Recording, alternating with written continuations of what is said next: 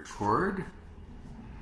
Welcome everybody who's coming into the Zoom room. Let us know where you are geographically. We've got a great show tonight.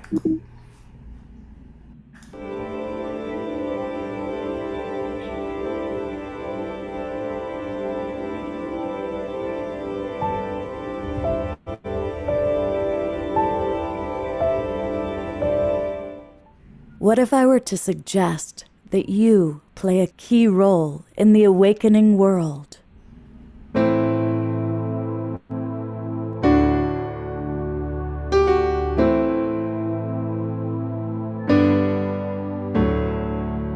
And that you are watching this because you have heard the call.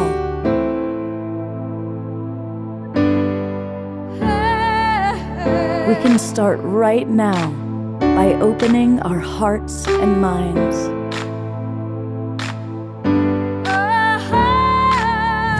Welcome to the awakening world.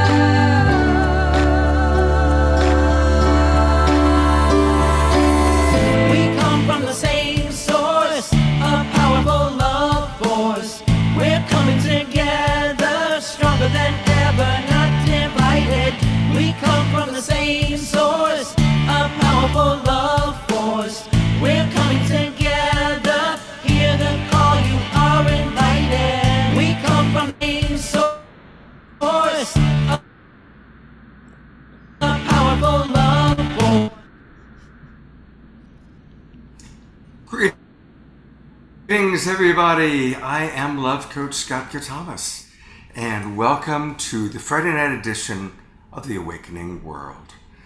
And this entire weekend we are celebrating some of our favorite authors and some of our favorite musical artists. And tonight we've got one of each. Well, we actually have two musical artists because Omashar, our house musician, is with us as well. But Matt Kahn, who is an author that has changed my life, and I know changed the lives or impacted the lives of so many of my friends, is with us tonight live. So we're going to get a chance to chat with Matt. And we also have a wonderful musical artist that we're introducing for the first time on the Awakening World, John Aston. And I should spotlight them as I talk about that. There's John, and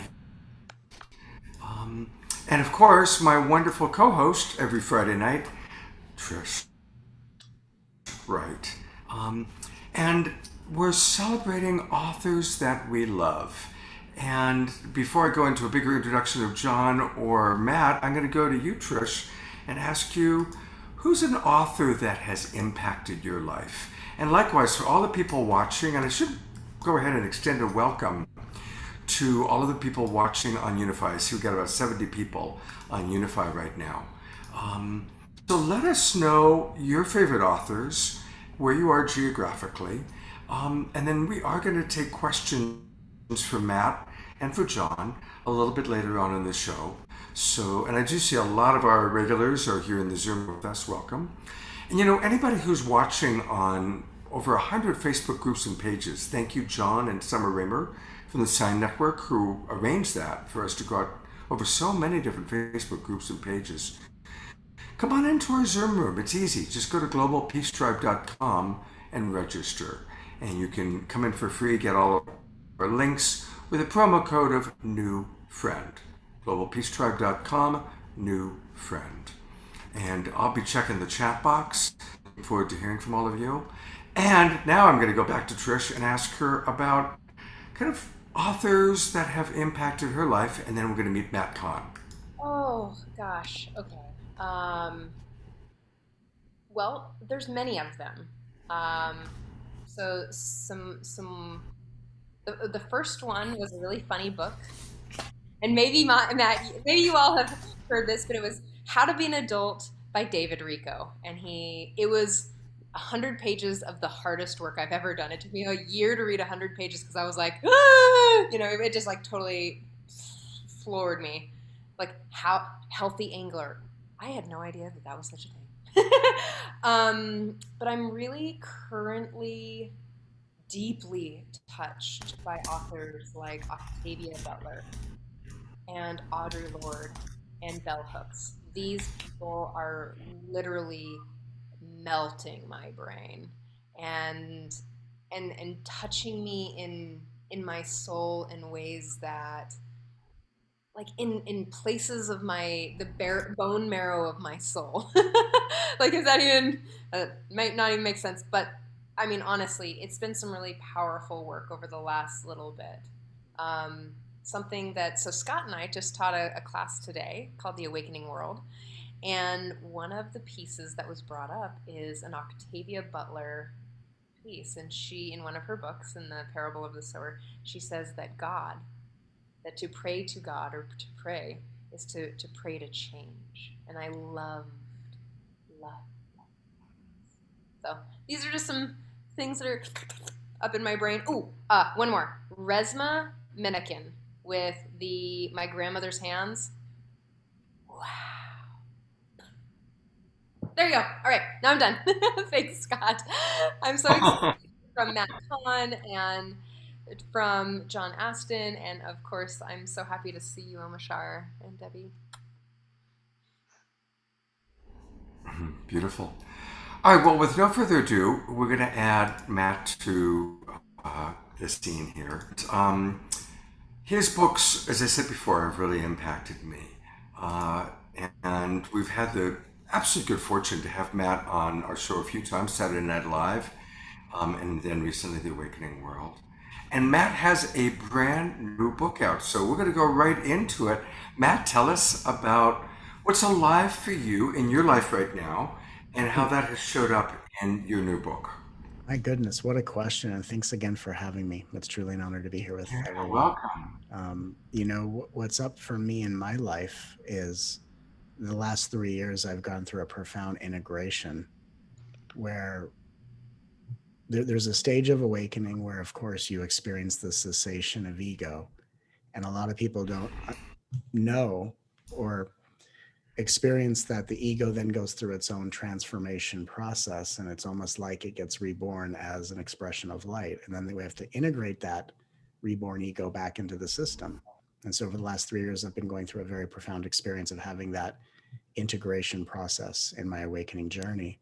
And so for the last 3 years, the blending and integrating of the personal self and the spiritual self or transpersonal self has really brought me fully into my body.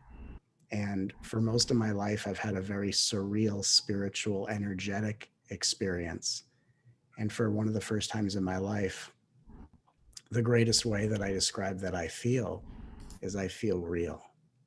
And from that sense of feeling real and tangible, I wrote my new book, All for Love, The Transformative Power of Holding Space, because we're at a time in history where not only is it time to be heart centered and help to correct the course of human history and rebirth this planet, but how are beings who are heart centered going to navigate this world with an open heart in such an ever divided climate? Mhm. And so I wrote this book on how we can communicate consciously, hold space for ourselves, and really interact with others from a loving space, despite the differences we may have or despite the divisions that the world is working out. So I'm really quite proud of what I wrote, and it's a book that shares the most of my personal journey, and it's a book that I spent most of my time bawling my eyes out writing, and it's also a book that touches me on the deepest level. And I'm so grateful to be here to share this book and to invite everyone to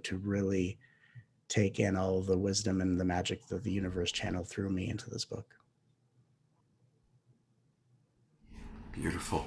So, So again, the book is called. I'm going to go to where we have it on Amazon. hey, All there it for is. Love: Yeah.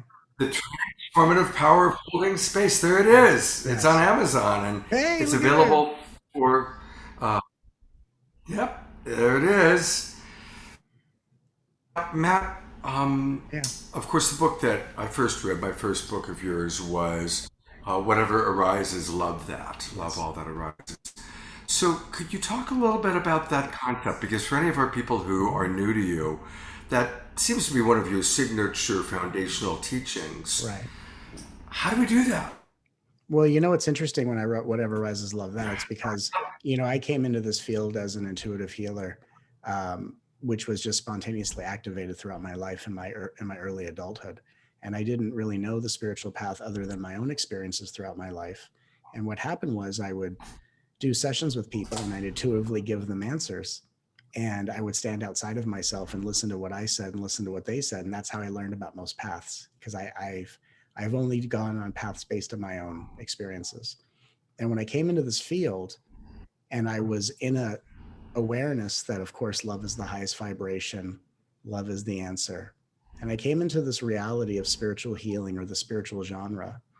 And it was perplexing to me because love is the highest virtue and value.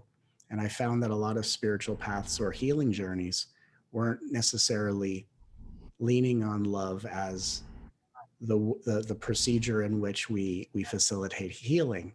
And I just saw an opportunity to say, what if every stage of spiritual growth, from healing ourselves of our traumas, our wounds, our cellular memories, throughout all stages of awakening, even the notion of manifestation, what if every stage of spiritual evolution was only taken in the most loving way?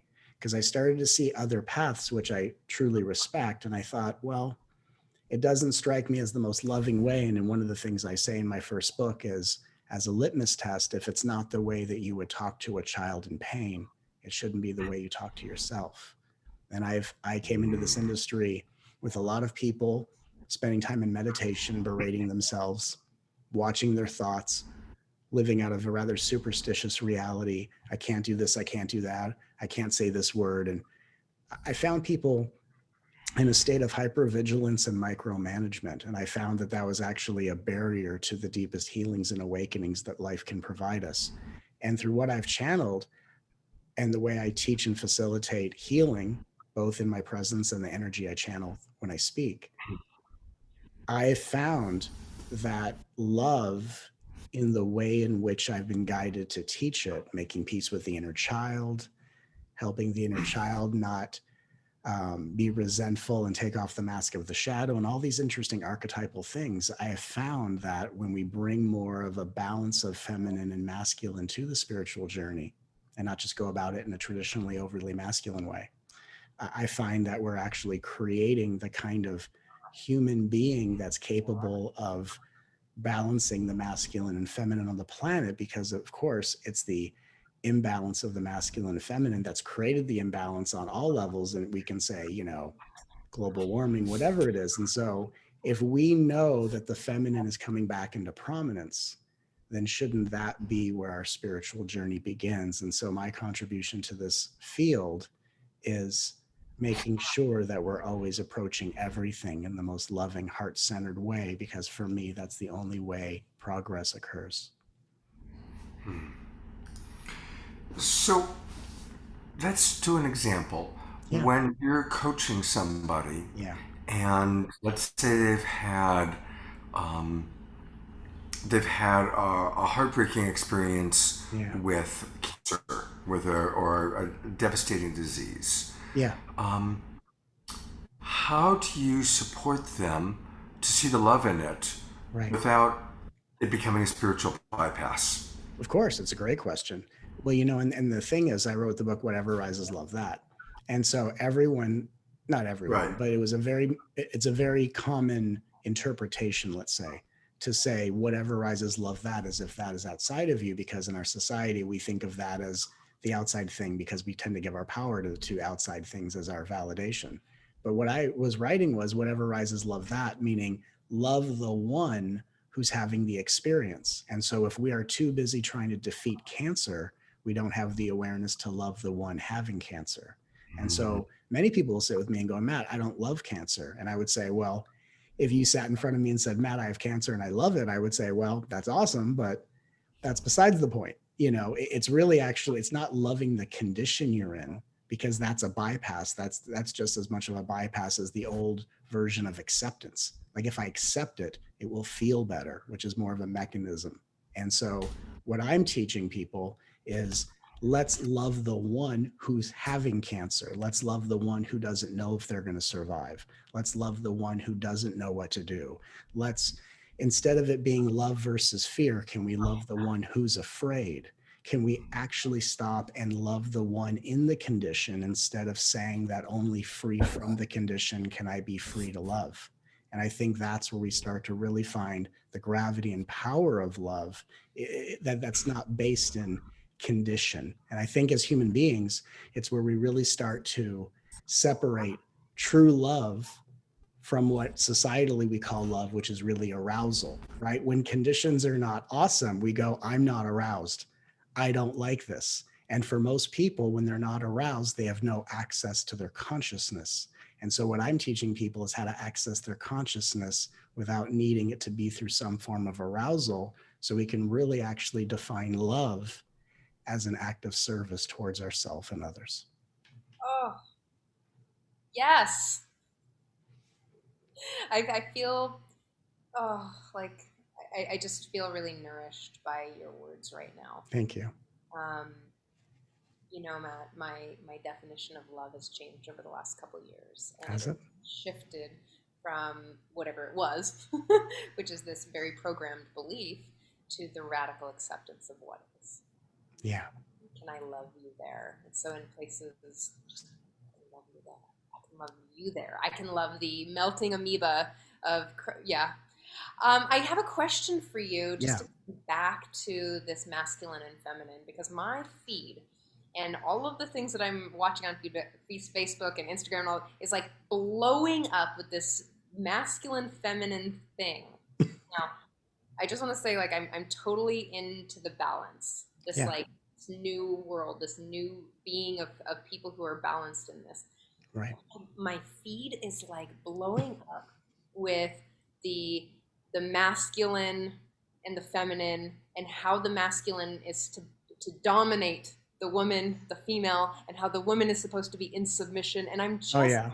curious, are you seeing all this as well? Oh, I've seen it. I've seen it. And, that's the, with all due respect to that path and that ideology, I look at that as how the spiritual ego tries to role play, like, you play this role, I play this role, and we're all going to have our needs met. And for me, I find it to be, not what I'm, not the direction I'm pointing to, because what I'm suggesting, what I feel to be true and what I see to be true is that there's masculine and feminine energy in each person. And so what I look at is the balance of polarity of both in a human being, even though each human being tends to lean towards one but we all have both, right?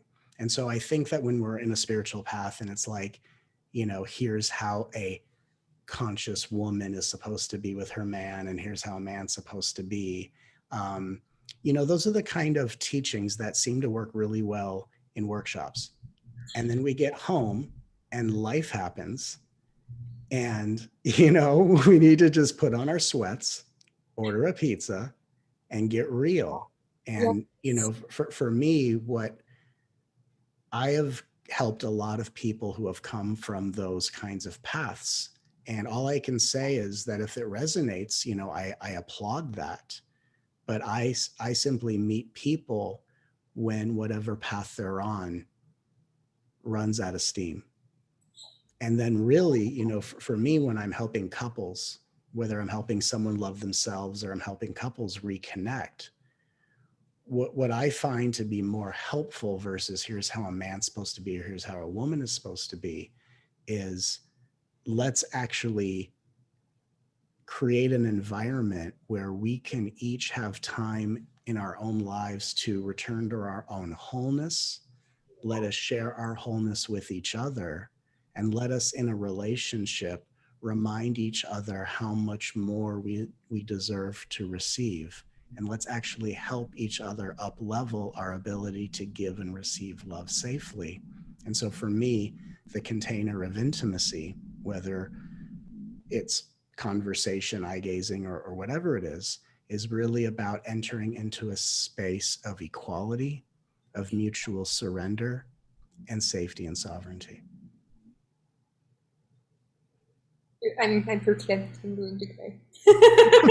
I mean, really though, it's well, and what's important here, I'm just going to be really, really just raw and honest with Please. you all, is that I have a balance of masculine and feminine. I Yeah. often run a little bit more masculine. Some of you have met my masculine, in my masculine form when I wear my mustache, and because it feels more connected to reality and Yeah. society that we live in now, to Right. actually play on this field Right. rather than create this hierarchy of Totally. gender or race or whatever. And this is what I'm loving about how heart-centered, yeah, the sovereignty piece, the heart-centered piece, the love piece, like how do we come back to love and not play this like, well, I'm going to play this role so I can get my feedback from Matt.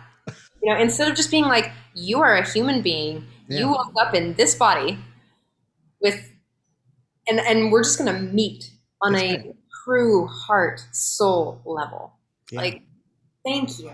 You're welcome. Thank you for articulating that so beautifully. And what I want to say is that I think that it's also, equal to what I love what you just said is how being in the masculine sometimes feels more rooted in reality. And someone had made a comment a couple minutes ago, and I just want to address it. There's an old spiritual myth that says keep the personal self and the spiritual self separate. There's this whole spiritual myth of like ego must be a bad thing. And one of the things I taught at a retreat a couple of weeks ago was, yeah, the ego can be inflated, and that's the examples we mostly see is an inflated ego of emotional inflammation. But there's also another imbalance of ego where a lot of empaths and sensitives who wind up getting abused by narcissistic patterning is because they don't have enough ego. And so I think the conversation of melding the personal and the spiritual together is part of the new paradigm spiritual embodiment. Just like I find that the ability for a woman such as yourself or any person to have the blend of the masculine and feminine is pivotal, because when we both meet as the blend of the masculine and feminine, we're meeting in wholeness, and then we can actually be real with ourselves and real with each other. And then instead of trying to impress each other, we can serve each other as we serve ourselves. And isn't that where we really have the greatest opportunity to meet and to see what really exists between us? Yes. Yeah. Because I mean, we can get real that we are spirits in animating this body. Like, that's right. I need, this body needs an ego and a personality and identity. That's right. It doesn't run without it. That's right. It's dying. Right. It needs all those Right. things to actually move through the world and to communicate with other humans, right, and creatures, and move through the world. Right. I love what you're saying here so much. Thank you. Really, and just to share a little bit more is that I've been really looking at the constructs of gender, Right. of sexuality, of beauty standard. I've been like looking. I've been like peeling back the matrix. Yeah. And looking and being like, wow. And what happens, what I'm noticing, and maybe you can speak to this as well, is Sure. what I'm noticing is that the more authentic that I get, Mm-hmm. the less that I participate, the more people are like kind of intimidated by just how real and present I am. Mm-hmm. Yeah. But also I notice how people are just, there's some fear there. And I'm curious, do you find that when you're communicating or when you're sharing your wisdom with your workshop attendees and your retreats, are they catching on really quickly and finding the integration between the dichotomy? I think it's been an evolution of my teachings, and it's something I emphasize. And so I think my audience does, because I point to it so often and I teach it and I emphasize it so incredibly, because I've seen so many paths and how it creates these potholes and imbalances, and how we can, it's wonderful to point to a reality. At the same time, the question, and because, I've come through a life of various awakening experiences. I've lived in a state of samadhi for many years. At the same time, I'm also an intuitive healer. And so I have this interesting bridge between this awakening experiences and the mystical realities. And what I find to be interesting is that we can point to something and it can be overemphasized. And then we can glom onto that as if that's the thing. This is the end point, or this is where I'm supposed to arrive. And there's so many complex levels to this, including like when we talk about realization, from a quantum perspective, there's a realization of self-realization in the third dimension, fourth, fifth, all throughout. And so there's so many different realizations. And once you reach one, the next one is going to literally make the one you just had almost null and void. And so we have to actually be so open-minded and so open-ended with like, hey, this is true right now. And the only thing that never goes out of style is love. And so that's why the basis of all my teachings is love, because as I've gone through many awakenings, as I experienced liberation from ego, then integrating the reborn ego of, which is called the soul. The ego dies, it's reborn, now it's the soul back in the body.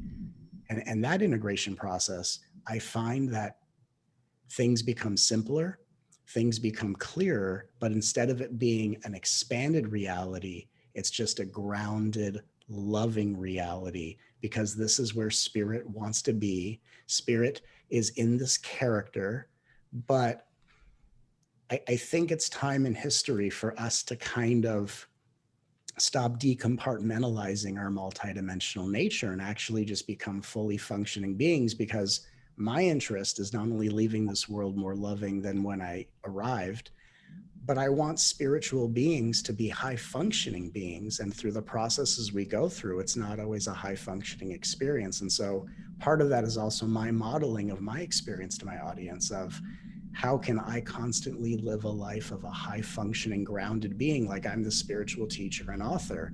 I also recently lost 25 pounds. I've returned to working out. I used to be a bodybuilder, and I'm back to weight training and bodybuilding, because my personal self is just as important and needing of being nurtured as my consciousness and spiritual self. And I just find that that is such an integrative perspective that's needed on this planet right now. And I'm just honored to be someone who constantly points in what I think of as a very healthy balance. I love that. I don't know what's going on, but I'm finding that that piece right there. I wanted to say something back to what you shared about the book Yeah. and and what you shared about your personal experience. Yeah. So, what I'm noticing with working with a lot of my clients What's that? is this place of that men really have a hard time sharing their feelings. Yeah. And I think that you're modeling. You shared, you're like, I cried through the book, and I wrote Yeah. all, like, your personal experience. I think that that is incredibly crucial Thank you. and critical for this time in our lives. Mm. Like, for the man, the masculine, to share the true, the unzip their Yeah. shell and to be seen. And I think that modeling is so important. So thank you so much for that. Thank you. Well, I appreciate that. And I think it's very true. And I think that, the old school masculine wants to be the protector and the guard. And, I think that it's such a funny way where it subtly sends a message that a woman is helpless or not able to be sovereign in her own strength. And I think that Where what did we're, they learn that? I don't know, who made that up? Like, where did that come from? I mean, I can They, tell you, They it's a didn't whole read the. They didn't story. read the. Whoever made it up didn't read the David Rico book. I can tell you that much. But which is a great book, by the way. As is the one of the only books I've ever read when I was in college. I spent 2 months in college before I quit. And the only book I ever read was The Road Less Traveled by M. Scott Peck. So as my contribution to the authors we love, I want to give some love to M. Scott Peck, The Road Less Traveled, before I quit college. But we find it in the new paradigm masculine power that the masculine doesn't demonstrate his power by like guarding the feminine. The masculine demonstrates his power by respecting the feminine as an equal, and actually demonstrates his power by surrendering into the feminine. And so as men, when we are truly strong, we are strong enough to be in tune with our feelings, to share how we feel without projecting, to take in information and to listen without assuming we're being attacked or we need to fix something.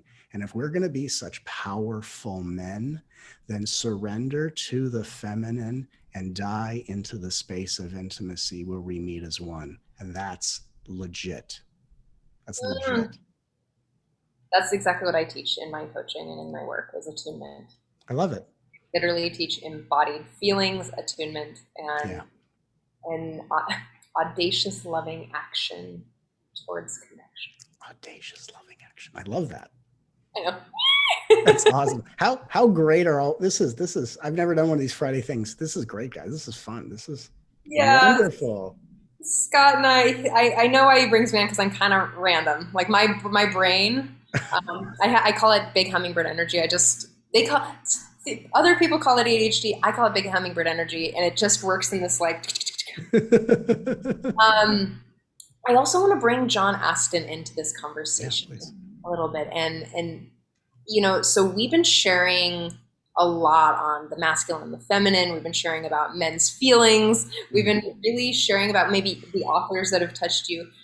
What would you like to share about any of this? Can someone help me put him on screen? Oh, John's. John, you're muted. There we are. Hello. Yeah, in some ways it's actually those are concepts I don't actually think that much about, although I actually have this very strong sense of those archetypal energies, if you will, each of them being very alive in me. But I don't direct a lot of attention to necessarily exploring them or analyzing them, but just letting them express themselves as they seem naturally inclined to do in the course of my life. Yeah. Has there been anything shared between Matt or I that really touched you?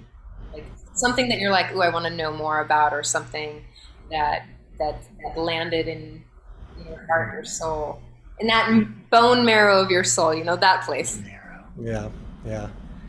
Well, the radical acceptance, the radical embrace of what's here it's the essence of what I share. It's the essence of the deepest understanding of life, is to see the absolute divinity of everything that's here, absolute divinity of everything. So that to me is what spirit is. That's to me what the nature of reality is that which includes everything and is everything. And as I listened to you, I heard a lot of that stream, a lot of that thread of that. And that's really what love is to me, is the absolute embrace of what is. Yeah. And if I may jump in and just offer this, because it's just intuitively wanting to compliment what John's saying and just right on this thread, because I can feel John, and I can feel the consciousness flowing through him, which is beautiful. What's interesting is for me, I've come back into my body, in integration, but, and I experience myself as the divine masculine, but in my true identity, or how do I experience myself? I actually don't experience myself as a masculine or a feminine. I experience myself as, I would say, pure consciousness, but even that is just too many words. Even that's just being nice. Yeah. I don't experience myself, or I could say my experience of myself is seen to be an experience, and what's seeing the experience is not an experience. I could say that. And so then as I integrate, I am able to be a masculine with my feminine, wherever she may be in the world that I haven't met, right? And I'm not afraid to die into the intimacy with her, because my experience is I've died so many times on my spiritual path. I've died so many times that I've literally forgotten or lost the attachment to who's actually dying. And so what's interesting is, for me, I find this to be an integration of such a non-dual radical awakening that has happened to me, where I can actually play the role of a masculine in this beautiful Halloween costume of reality, but in my true essence, even though I emphasize love, my experience of myself is freedom, without just to give words. Yeah, and as you were saying too, yeah, to realize that radical transcendental freedom is not anything other than what we might also think of as our ordinary, everyday human life. Sure. There's no dichotomy there, which is what's so wondrous. Yeah, it's funny you say that, John. I described it a stage in my life. I taught this once. I described it as there was a period of my life where I had to scrub the stench of spirituality off of me. That's how I described it. Yeah, Right? I had to for sure. scrub.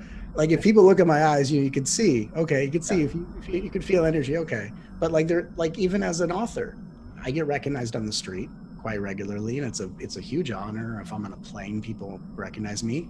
Sometimes I'm just an ordinary guy. I'm just the funny, polite guy who will ask you about your interest. And so for me, to parallel that, it's the same way of like, sometimes I'm someone and sometimes I'm no one. And for me, my experience is actually the same. And so I love what you just said. It's so funny. It is very funny. Yeah, to realize that our just what we think of as just my everyday, kind of same old, I'm doing my life, I'm living my life. Yeah. And then we hear in spiritual, teachings of, wow, there's this extraordinary, amazing reality, and I have to do X, Y, or Z to somehow, that it's something other than what you're currently experiencing. Right. And that's the fantasy. Sure. That actually what you're experiencing right now is this extraordinary reality. Right. This is it. This is it. Truly. The piece about the spiritual community, I understand that the scrubbing it off is that there is something that is not sacred. Right. And I'm always like, no, like it doesn't land in my brain because I'm like, how could this not be sacred? How could like this pillow not be sacred? Just right. It doesn't have the specific presence and reverence that I'm bringing to it. Yeah. In the moment, and that makes it more sacred. No, it is not. We are sacred beings. Yeah. Our laughter, our joy, our orgasms, our morning poos, that is sacred. Yeah. We're beautiful beings incarnate in this body. Sure. This is sacred. This connection, the juiciness, the tether of connection that we're sharing. I love that. I love that emphasis on devotion, because there's how I look at it is there's two sides of the spiritual journey. So we make the prayer hands, but there's inquiry or contemplation or wisdom, and there's devotion. And when a lot of spiritual paths has contemplation, self-inquiry, stuff like this, but without the devotion, it becomes too overly masculine and too stringent, too hard. And then, of course, if we have too much devotion, not enough wisdom, then we are impulsive, ungrounded, and irresponsible and such. And so I think, what I feel like, and I love that we're having this conversation because I think we all contribute to it, especially John talking about ordinary awakening as a person with an extraordinary musical talent, which is, again, the wisdom coupled with the devotion. So I think it's a perfect example. And if we look at the world, and the world's going through a transition. The one thing we always need, and spirituality doesn't preclude this, in fact, spirituality needs this more than ever, is we need balance on this path. And I think the constant journey and the work that you're doing, Trish, and John, what your contributions is, we're all creating a sense of helping people even out and balance, because that's really the journey, is just a journey of ever refining balance. And there's just, trips, and there's overemphasis, and there's this is it, no, this is it, no, this is it, and all this kind of stuff. And, at the end of the day, what I find to be interesting is that there is this real calling to awaken that happens in every heart. But at the same time, sometimes it's easy to want to ditch your personal self when you don't like the character that you're embodying and you don't like the self that you are. And so what I also like to contribute to this is that through love, I feel like love is helping to preserve the Dharma and the wisdom and couple it with devotion so that it's not liberation that's really masquerading as self-hatred. Yes. So, Speaking of devotion. Yes. Speaking of John's devotion and love, I'm wondering if you would share your devotion and love with us now. Be happy to. Yay. Be a little music. You knew. You heard it.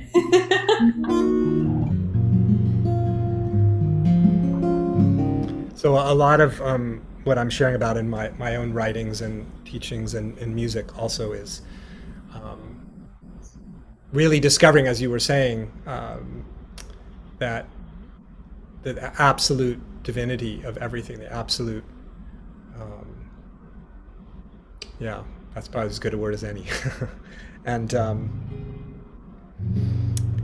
this song came out of a really funny experience I had. I was on the way actually to see a teacher of mine at the time, and I suddenly had this image come to me of a mouse being caught in a mouse trap, not a mouse trap, but a maze, like the rat in the maze, and what gets the rat confused and they can't escape the maze is that everywhere they turn, they kind of see the same thing, right? So it gets confusing.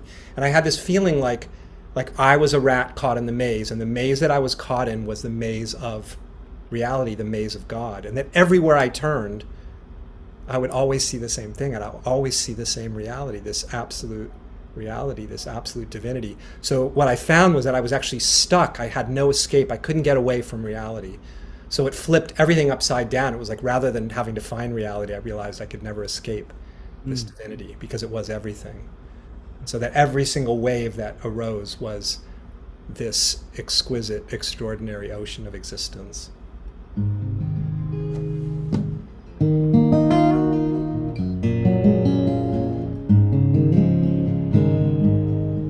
So this is called No Escape.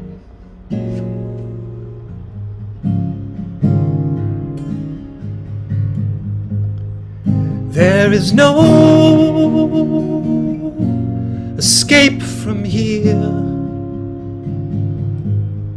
We are hopelessly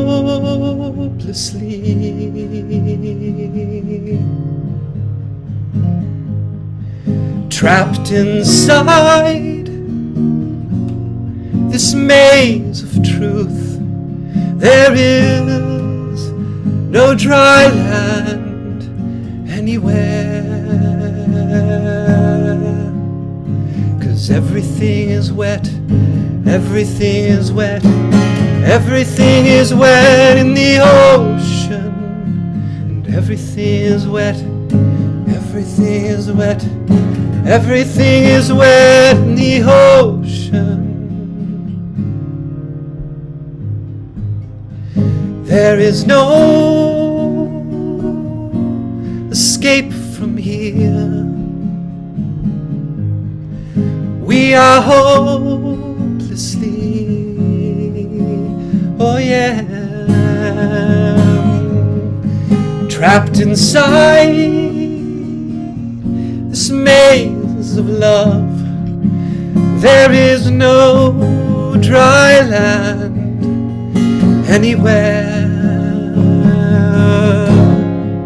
'cause everything is wet, everything is wet, everything is wet in the ocean, and everything is wet, everything is wet, everything is wet in the ocean. What grace to know and revel in the ecstasy of this.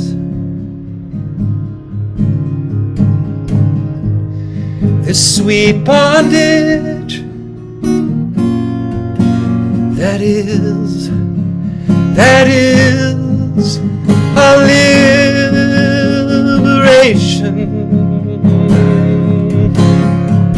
'Cause everything is wet, everything is wet, everything is wet in the ocean, and everything is wet, everything is wet, everything is wet in the ocean, and everything is wet in the ocean, and everything is wet in the ocean, everything is wet in the ocean.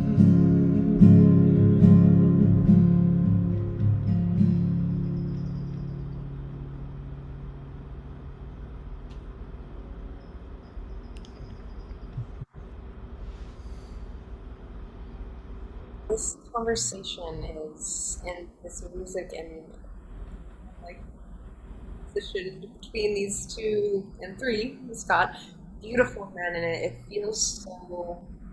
It feels like balm to my heart, to my it's part of was really nourishing, like a soul superfood, if I might. Just in this moment, like it's so up for me. So thank you both for just being here and real and present and sharing so much of your gosh the core of your strength of love. That is thing. Thank you. Thank you. Thank you. It's an honor. It really is. And it's an honor to have this kind of conversation and this dialogue and this sharing, with all of us, the backdrop of John's music, Trish, you bringing your beautifully integrated, amazing spirit and just the beautiful share where we're all just kind of bringing different perspectives and aspects. And it's really like we're all attending this beautiful, delicious meal together, and we're all just bringing different dishes for this potluck, and we all get to sample each other's frequencies and consciousness, and you know, and it's a beautiful thing, and it's a snapshot of what we can expect to experience our world to be like as we continue to do the work individually and collectively. And so I think we are demonstrating some really great hope and positive news for those watching and for the world. And I'm grateful to be a part of it. Yeah.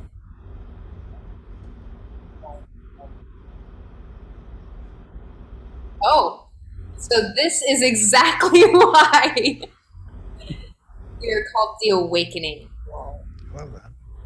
And we're all doing our part. Matt, you have your special medicine that you bring to the world. John, you have your special medicine. I have a very specific medicine to give. Scott has his. Omishar has his. Debbie has his. And this is when we commit. You called it devotion. When we commit and devote our lives to love, to actually choosing love. This is what happens.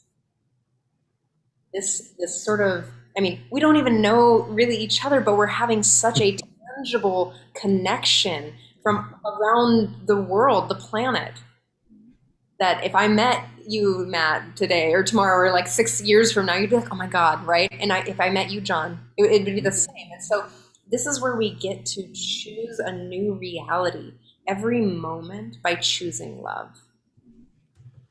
Yes. I'd love to hear just a little bit more about, like, Matt, a little bit more from your perspective of if you can give us like a tidbit, like our viewers, our listeners, just one tidbit of something. Like, I love action steps, like an action plan. Like, if you can give them like one thing that they could do today that would just shift their whole reality or their world or something to invite them into. I love that.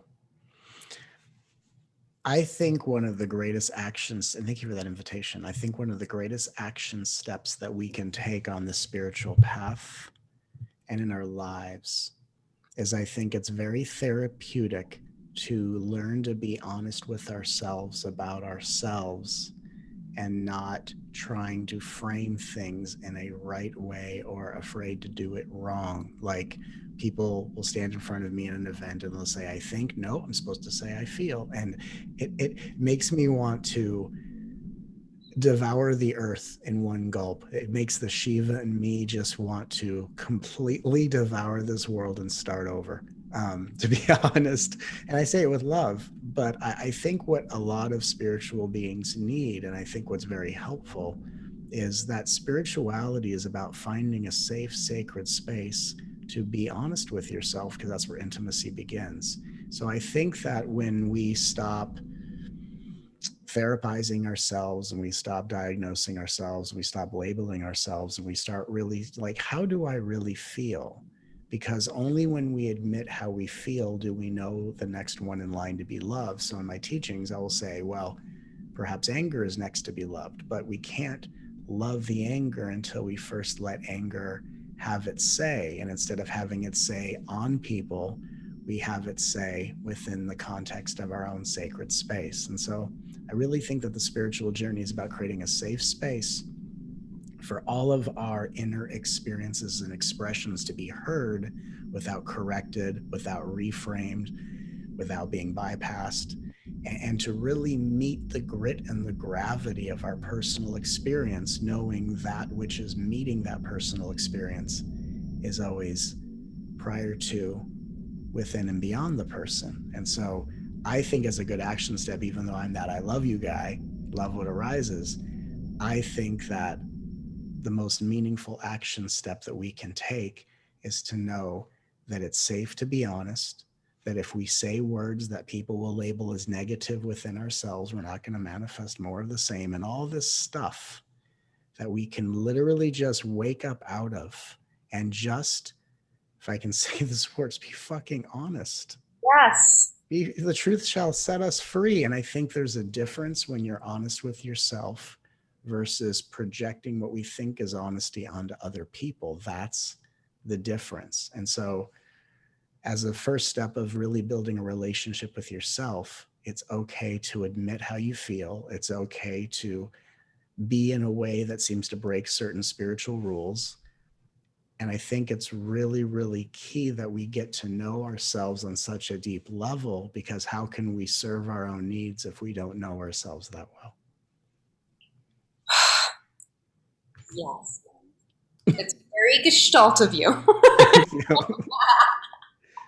And how Scott would say it is that we're here to love. We're here to love ourselves first. Yes. And yeah, absolutely. I love it. Can I ask you a question? Just because we're having this, I've never had dialogue. Can I ask you a question? Sure. Because this is such a fascinating experience for me, and I'm totally loving this. What in your integration, which I think is so amazing, and I love the demonstration of how you're integrating it. Hey, and look, hey, it's Scott too. Hey, what do you find is the current edge you are currently traversing? Wow, good question. So, I'll share a little bit of how I got here. Okay. I've been doing deep decolonization work. I've been doing I can't use the term decolonization because I'm not a colonized human, though I'm deconstructing whiteness and these layers of social construct on such a, my reality is a little melty over here. Yeah, it's all right. To filter through the matrix of oppression or the matrices of harm is, Scott can probably attune to be like, wow, there's lots of movement here. So what I'm literally pushing my edge right now is the place where my true authentic, raw expression is often off-putting because it's so present and real that it can, again, so it's like, it can be off-putting, intimidating. And then there's how do I want to be authentic, and there's a social program that's still running. So we'll call beauty standard for one. I know that if I want to just dress like a man all the time, that the way that I'm met in the world is actually significantly harder than the privileges that I have. So that is an edge that I'm finding where to be authentic. Well, not where to be authentic, but how to play in the realm, how to not be so and actually again with the rest of the world. Right.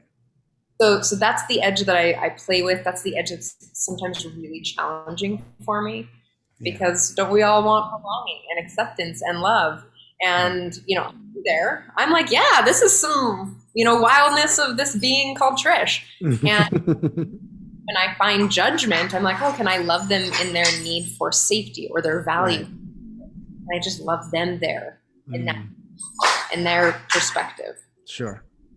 There you go. I love that. And that's great. It's interesting because I had never heard the term decolonization. And so it's it's lovely to learn about things and different ways of approaching nuances in this journey. And I think that's I love the, the edge of how authenticity ebbs and flows. One of the ways that I personally experienced what I feel like you're referring to is when I went through a series of awakenings in my life.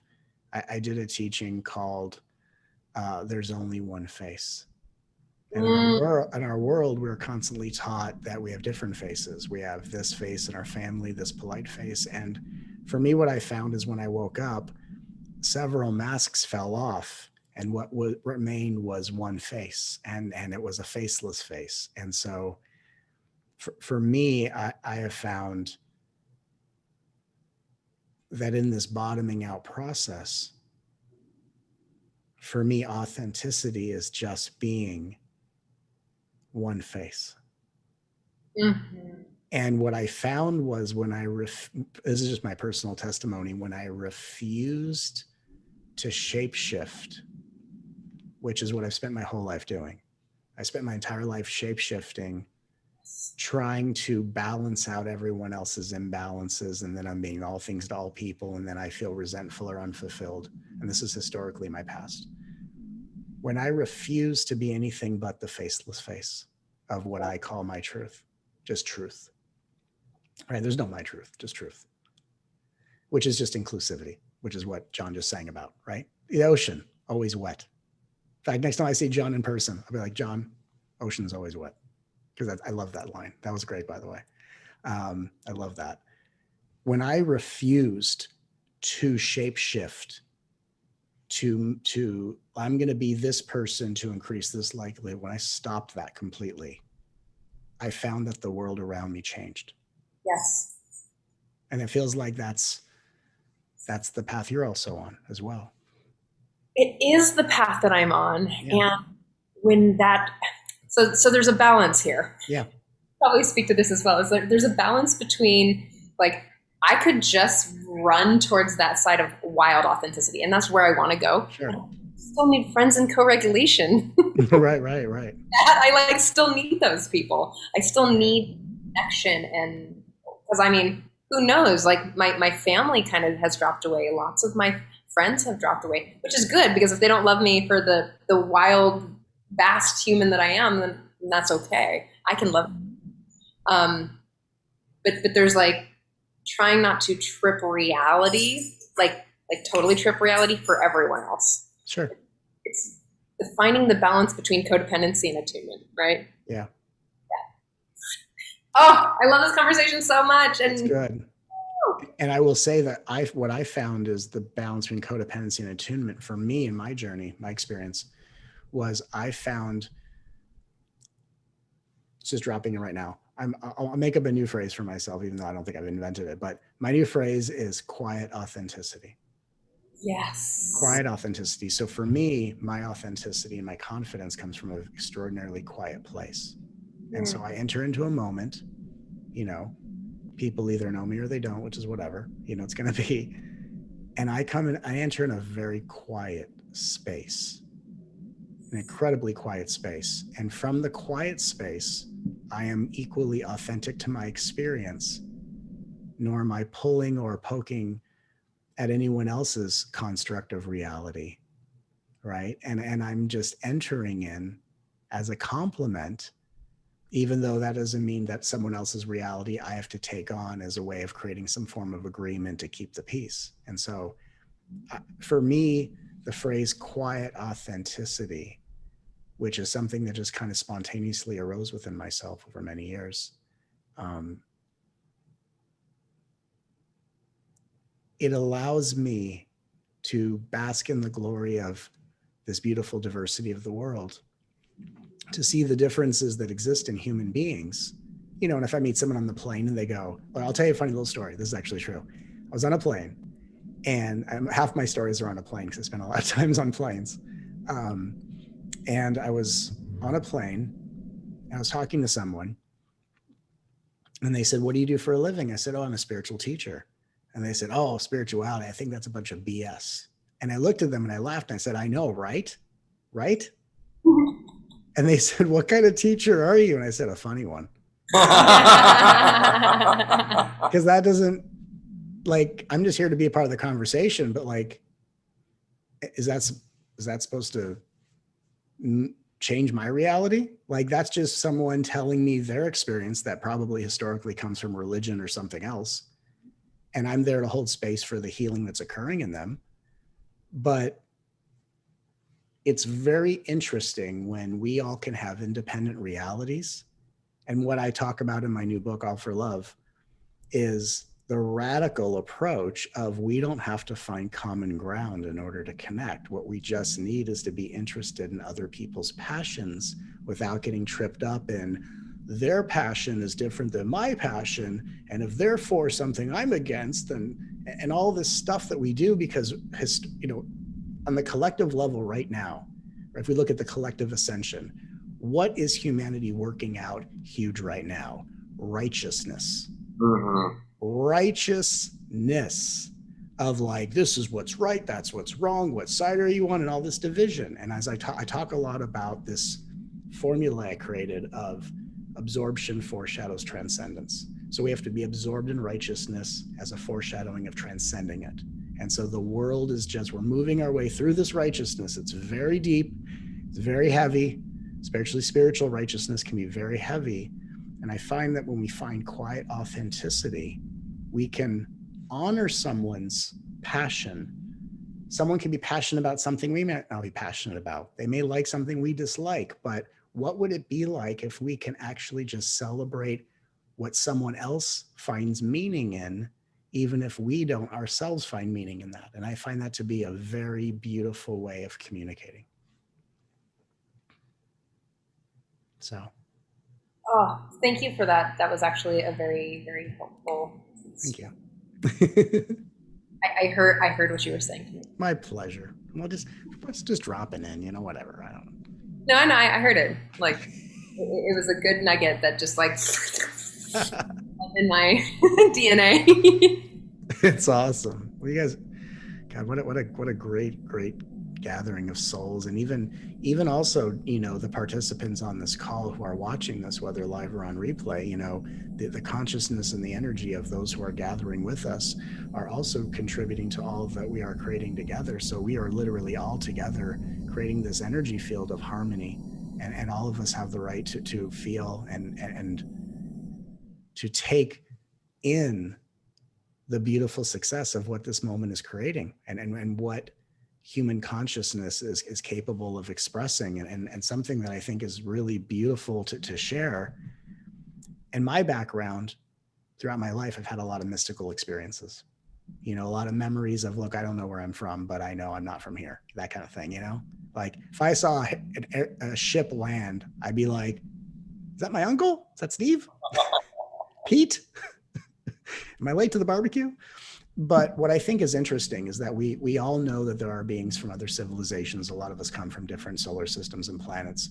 And a lot of these places have such high levels of technology. But what's the one thing the Earth plane has that those other beings don't, which is so fascinating? We have a sense of individual self, and we have emotions and a nervous system. Yes. This makes this planet such an advanced exploration for these higher dimensional beings that have technology that we can't even conceive of. And their fascination is, what's it like to feel and to process, and then to grow and cognize and become better and expanded as a result, and to do it in a vacuum of time. Like, we are the artist community of the solar system. This is the most badass place to live, honestly. And I'm just glad we're all here together. I call it like a theme park. It's like Disneyland. It's like spiritual Disneyland. You're like, oh, I'm just gonna go. We're gonna come down to this planet and go for the ride. And sometimes it's like gross, and sometimes it smells bad, and sometimes it's like woo. But you're standing in line a lot as a human. I don't know about you, but I stand in line a lot. Stand in line. Sometimes it's a booze cruise, Sometimes it's a booze cruise, and exactly. Sometimes we eat too much of the buffet, and Exactly. And ultimately, we're here to learn to love. Starting with that. Ultimately. That's every single person. That's their Yes. Well said. Aw. Oh, that's so. You guys are so cute. Oh, you did? I did right before you got in here.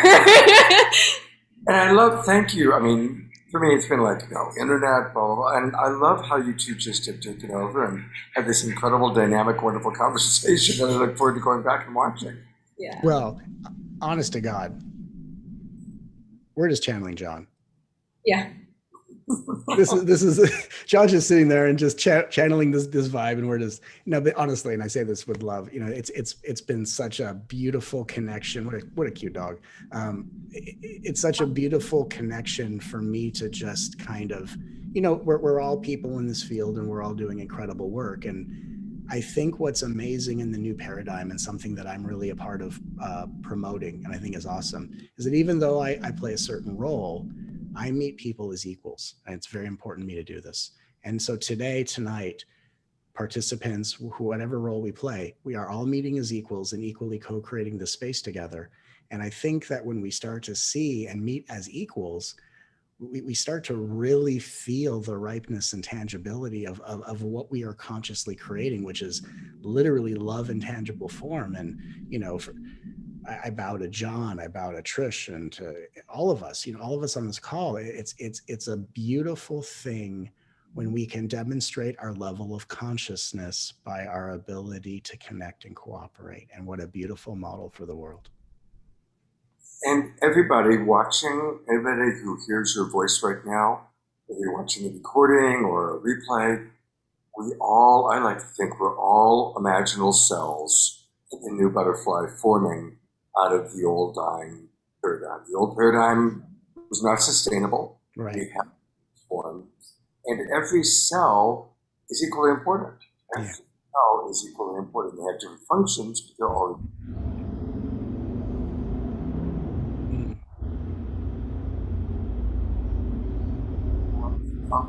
love. I do want to give John, I know that John did a song and spoke, but I do want to give John a minute here. And by way of introduction, I've never met John before, but one of my best friends is Jonathan Robinson. Jonathan, at the end of the show tomorrow, he's written 14 books.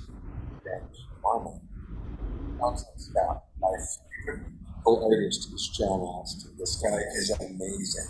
They played John's music for me, and I said, well, we've got to get him on the show. So, John, that's how I met you, was through Jonathan. Sweet. What's you in the dialogue and the conversation so far? Sorry, you broke up there a little bit, Scott. I couldn't hear what you said. Does that your question? Yeah, what stands out for you in tonight's conversation so far? It's like Matt was talking about,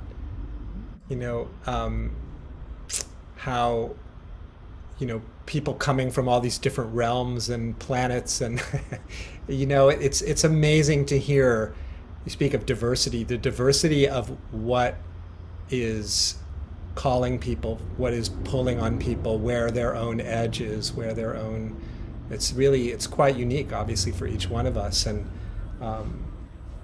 my own explorations and my work is, it's almost coming at all of this in I would say,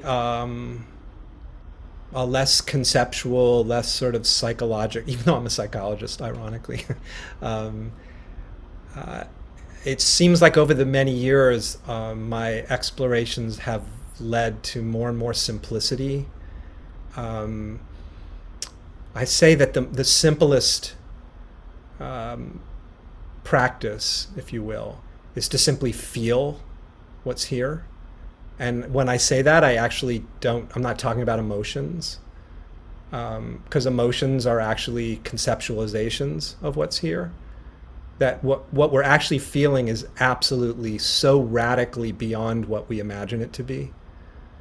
And what the interpreting mind is telling us is actually going on here is actually not what's going on here, not even close. And that the more I just feel the presence of what's here, which is why I invite people into that simple exploration, the more reality reveals its wonder beyond wonder, its beauty beyond beauty. I opened my last book with the famous Shakespeare quote, there are greater things than are dreamt of in your philosophy, Horatio. That this is much, much, much, much more. It's much richer. It's much more extraordinary. It's much more alive. It's much more luminous than we often imagine it is. And even the simplest, most, as I was saying earlier, most seemingly ordinary, mundane of experiences are just shockingly alive and awake and luminous. And it's funny because people will hear something like that and imagine, oh, well, but I must be seeing something different because I'm not seeing that luminosity somehow. But actually, that's exactly what you're looking at, is the luminosity. Like, how much more luminous do you want it to be? It's absolutely so lit up. And it's a funny thing, over these many years too, of the different practices I've engaged in and even taught. It's sort of like, in a certain way, spiritual practice, I say, is a bit like going out on a bright sunny day. The sun is shining brilliantly, and we light a match to try to make the light brighter. And that's how bright this reality is, how absolutely awake this world is. And yeah, it's quite something. I always say, go, whatever it is you're seeking, whatever it is you're looking for, the openness, the love you were speaking of earlier, the sense of inseparability of everything, go to the master, go to life itself, because life itself will show you that is exactly the way it is. It is absolutely wide open without any borders or boundaries. It is absolutely inclusive of everything. So it's not anything we need to do. It's already what's happening. It's already what's shining. It's already what's exploding forth as every instant of life. So that's pretty good news. The great good news, indeed. So, yeah.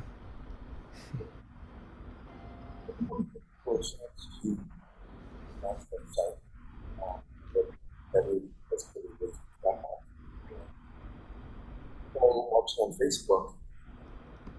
Oh, It's we're gonna, amazing how eclectic you are. You do music, you write books, you do academic writings.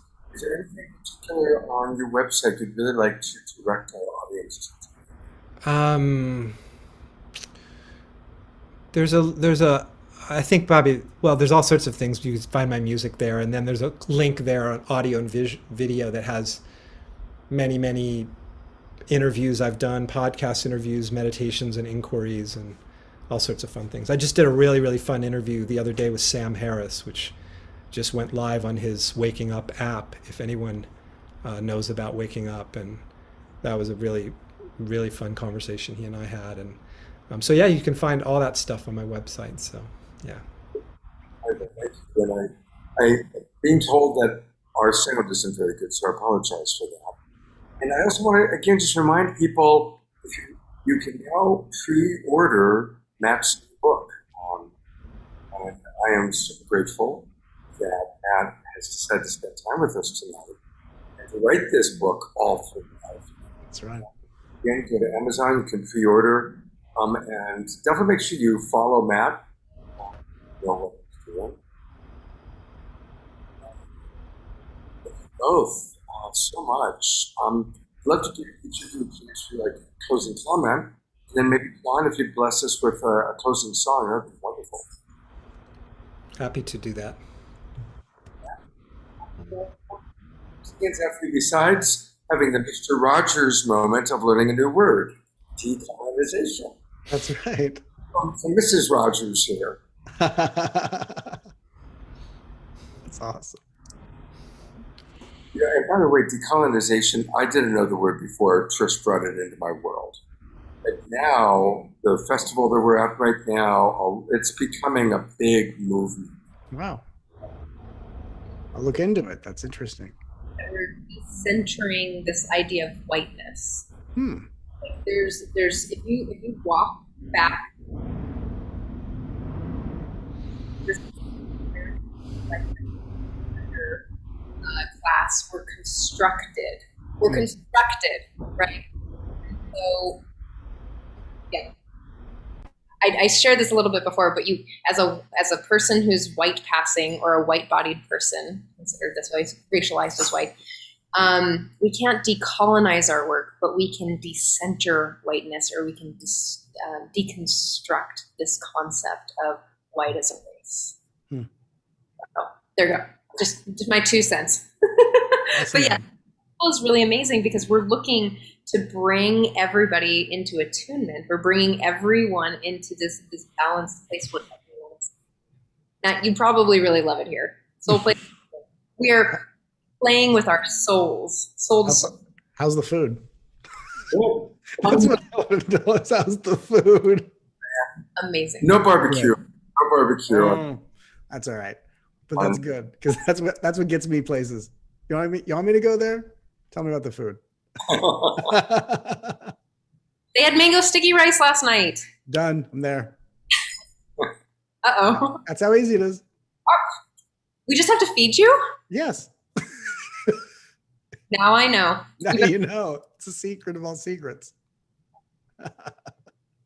My finger doesn't point at the moon. It points to lunch and dinner. And I'm just kidding. But I'm a big foodie, and actually cooking is a big art form for me, aside from writing and teaching. And so, and I just want to, again, be excited to hear John's closing song, and just want to say thank you to everyone. It's been such an incredible experience. So Matt, always such a joy. Thank you, sir.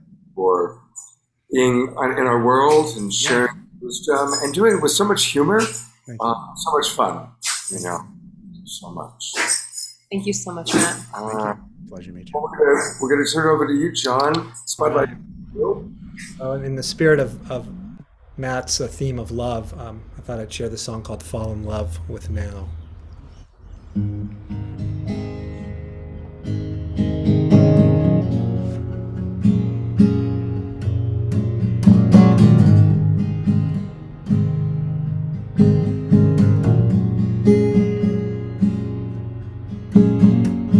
Everything is rising, and everything is passing away.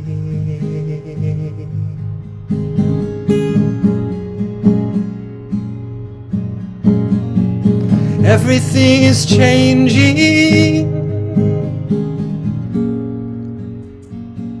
and nothing remains.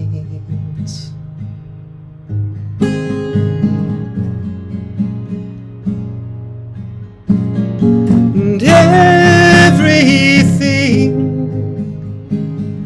is here for just a moment.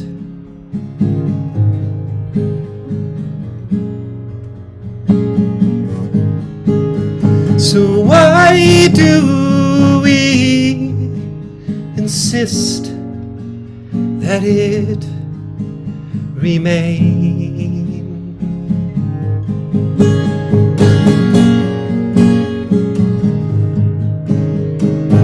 And suffer needlessly instead of being.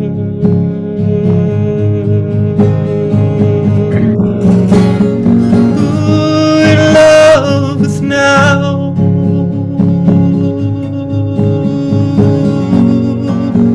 just fall in love with now.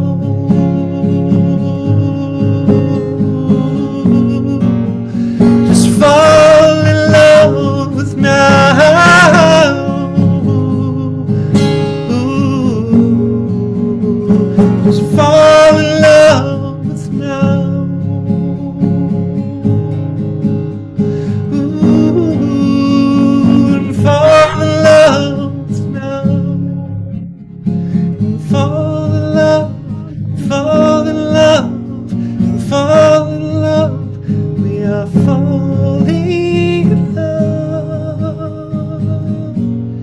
Every moment and falling in love.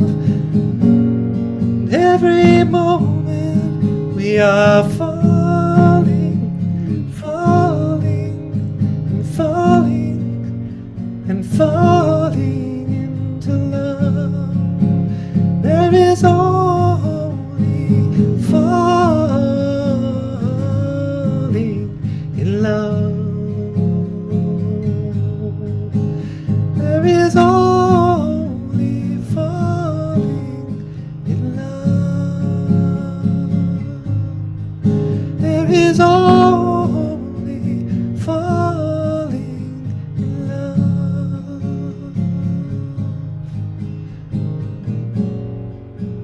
Right now, right now, right now. There is no other time.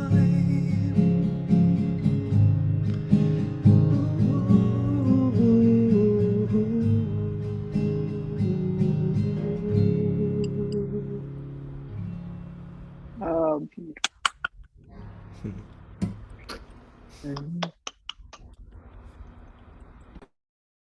Oh. Well, consensual hugs and cheek kisses to you all if you want them. Love how dropped in you were as you sing that song. You were imbibing it so incredibly. It's just beautiful to watch.